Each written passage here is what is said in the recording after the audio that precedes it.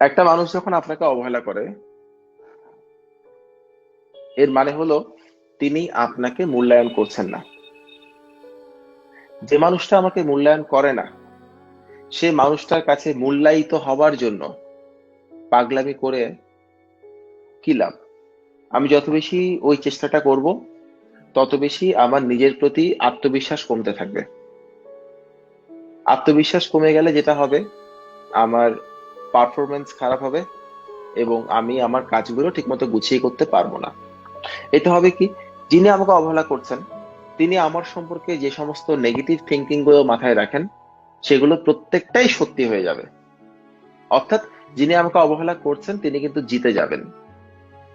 আমাদের প্রথম কাজ হচ্ছে, যিনি আমাকে অবহেলা করেন তার কাছ থেকে নিজেকে সরিয়ে আনা। তিনি যেন আমাকে অবহেলা করার সুযোগটাই না পান, সে ব্যবস্থাটা করা।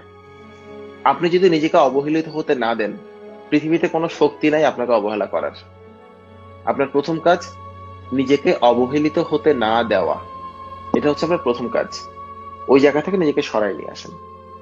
বরং যে সমস্ত কারণে তিনি আপনাকে অবহেলা করছেন বা তিনি আপনাকে অবহেলা করার যোগ্য মনে করছেন, ওই সমস্ত কারণগুলো থেকে নিজেকে মুক্ত করেন।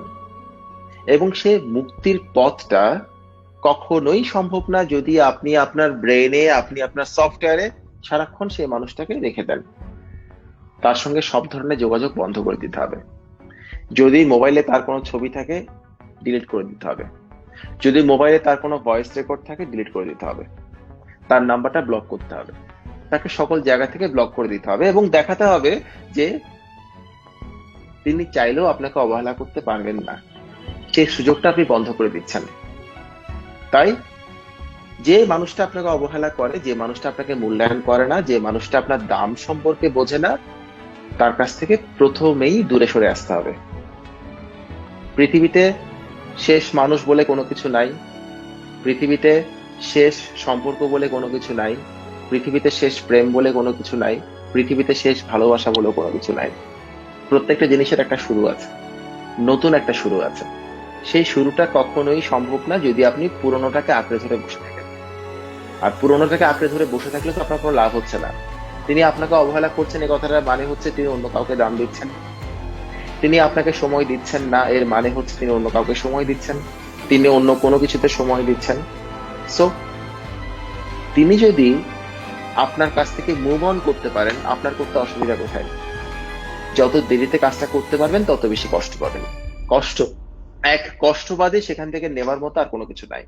সো আমি আবারও বলছি, আপনার পারমিশন ছাড়া, আপনার কনসেন্ট ছাড়া, আপনার সম্মতি ছাড়া আপনাকে অবহেলা করার শক্তি পৃথিবীর কারো নাই। আপনি অবহেলিত হচ্ছেন, এটার জন্য প্রথম দায়ী হচ্ছেন আপনি নিজে। সেখান থেকে সরে আসেন, নিজেকে সেখান থেকে সরাই নিয়ে আসেন। একটা ভুল মানুষের জন্য ইমোশনটাকে কমিয়ে ফেলেন। এতে আপনার ভালো হবে, এটা আপনার মঙ্গল হবে। আমরা যারা এই ধাক্কাগুলো খেয়েছি জীবনে, তারা জানি যে আলটিমেটলি এগুলোর কোনো ভ্যালু নাই। আলটিমেটলি এগুলোর কোনো ফিউচার নাই। আলটিমেটলি এগুলোর লাইফে কোনো কিছুই নাই। ওই জায়গা থেকে সরাই নিয়ে আসেন নিজেকে। সরাই নিয়ে যদি আসতে পারেন, যদি সরিয়ে নিয়ে আসেন, তাহলে আপনি ভালো কিছু পাবেন। এবং তিনি আপনাকে যে কারণে অবহেলা করছেন, তিনি আপনাকে অবহেলা করে যে ভুলটা করছেন, সেই ভুলটা তাকে বুঝতে দেন। যদি আপনি কুকুরের মতো তার পেছন পেছন ঘোরেন, তাহলে তো আপনি কখনো তাকে সেই ভুলটা, মানে তিনি তো বুঝতে পারবেন না ভুলটা। তিনি যে আপনাকে অবহেলা করছেন, অবহেলা করে যে তিনি ভুলটা করছেন, এটা উনি কখনোই বুঝতে পারবেন না। আপনার প্রথমেই কাজ হবে তার কাছ থেকে নিজেকে সরিয়ে নিয়ে আসা। যদি সেটা করতে না পারেন, তাহলে আপনি কষ্টই পাবেন, আর কিচ্ছু পাবেন না। একটু ভাবেন তো, যে সময়ে আপনি তার কথা ভেবে ভেবে রাত্রে বালিশ ভিজিয়ে ফেলছেন, সে সময়ে তার বুকে অন্য একটা মানুষ ঘুমিয়ে আছে। সে সময়ে তিনি অন্য কারো স্বপ্নে বিভোর হয়ে আছেন। তাই না? কোনো মানে হয়? কোনো মানে হয়? লাইফটাকে যে কোনো জায়গা থেকে শুরু করা যায়। লাইফটাকে যে কোনো জায়গাতে শেষ করেও দেওয়া যায়। The choice is yours. আপনি শেষ করে দেবেন নাকি শুরু করবেন, আপনার ব্যাপার। Thank you.